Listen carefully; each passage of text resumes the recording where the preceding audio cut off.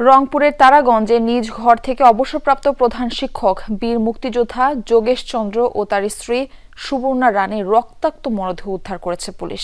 সকালে উপজেলার কুরসা ইউনিয়নের উত্তর রহিমাপুর এলাকা থেকে মরদেহ দুটি উদ্ধার করা হয়। পুলিশ জানায় স্থানীয়দের মাধ্যমে খবর পেয়ে ঘটনাস্থলে পৌঁছান তারা। পরে মরদেহ দুটি উদ্ধার করে ময়নাতদন্তের জন্য রংপুর মেডিকেল কলেজ হাসপাতালে পাঠানো হয়। ধারণা করা হচ্ছে গত রাতে তাদের হত্যা করে মরদেহ ফেলে যায় দুর্বৃত্তরা। এরই মধ্যে তদন্ত কার্যক্রম শুরু হয়েছে বলেও জানিয়েছে পুলিশ। এই ঘটনায় এলাকায় শোকের ছায়া নেমে এসেছে। এই বিষয়ে আরো জানাতে আমাদের সঙ্গে যুক্ত হচ্ছেন সহকর্মী সরকার মাজহারুল মান্নান। মাজহার, হত্যাকাণ্ডের কারণ সম্পর্কে কি কিছু জানতে পেরেছেন? কি কারণে ঘটেছে সেটি আসলে এখন পর্যন্ত বলা যাচ্ছে না, তবে পুলিশের যে সমস্ত ইউনিটগুলো আছে সমস্ত ইউনিট কিন্তু এখানে এসেছেন। আমরা যদি আপনাদেরকে একটুখানি বলি যে এখানে ক্রাইম সিন এসেন পুরো এটি কি করে রাখা হয়েছে, যদিও রেকির ভিতরেই লোকজন ঢুকে গেছেন এবং এখানে রংপুরের যিনি পুলিশ সুপার আছেন, পুলিশ সুপার এসেছেন একজন এডিশনাল ডিআইজি এসেছেন, র্যাবের কর্মকর্তারা এসেছেন। তারা যেটি ফাইন্ড আউট করবার চেষ্টা করছেন যে আসলে কি কারণে এই হত্যাকাণ্ডটি হলো, সেটি হয়তো আমরা পরে সেটি হয়তো কোনো ক্লু যদি আমরা প্রশাসনের পক্ষ থেকে আমাদেরকে জানানো হয় সেটি আমরা আপনাদেরকে জানাতে পারবো।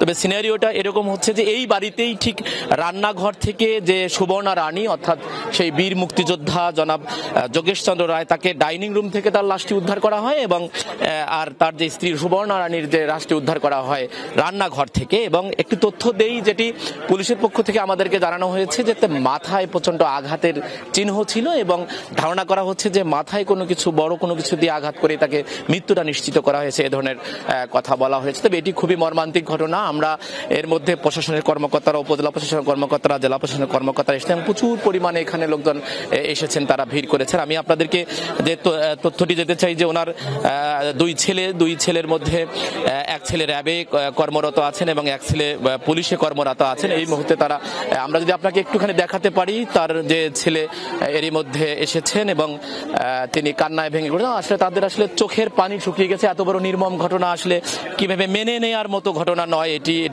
এলাকাবাসী যেটি বলছিলেন যে তারা খুব ভালো লোক ছিলেন। এবং আমরা যে তথ্যটি দিতে চাই যে এখানে উপজেলা প্রশাসনের কর্মকর্তা এবং পুলিশের পক্ষ থেকে যেটা বলা হয়েছে, এই ঘটনার সাথে যারাই জড়িত তাদেরকে খুঁজে বের করা হবে, এই ধরনের কথা কিন্তু বলা হয়েছে। তবে কি কারণে সেটি হয়েছে এখন অবধি সেটি নিশ্চিত করা হয়নি। মার্ফি। জি মাজহারুল মান্নান, আপনাকে ধন্যবাদ।